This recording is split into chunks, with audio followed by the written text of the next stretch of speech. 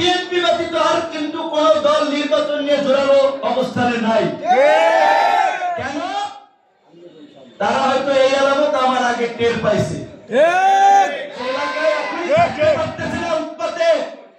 আমি টের পাইছি এলাকায় আইসা। আমি বলছি যে ঢাকায় যাইয়া কয়েকবার ডক্টর ইউনূসের সামনে জোরালো ভাবে নির্বাচনের পক্ষে যে বক্তব্য দিয়েছিলাম, এইবার ইউনূস সাহেবের সামনে আগামীকালকে থেকে জাতীয় ঐক্যমত্যের মিটিং হচ্ছে, ক্ষমা চাইতে হবে যে স্যার নির্বাচন আপনি যখন মনে করবেন উপযুক্ত পরিবেশ তৈরি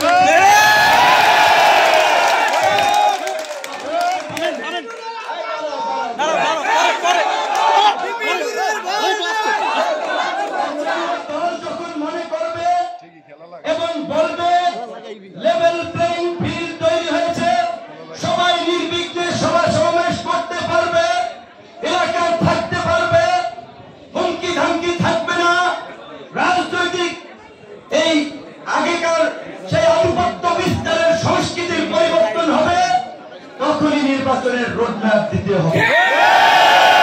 নির্বাচন নিয়ে তো আমরা বক্তব্য গরম গরম বেশি চিল্লাইছি, এলাকায় আসি নাই তো সত্যিকার অনেকদিন এই জন্য টের পাইনি।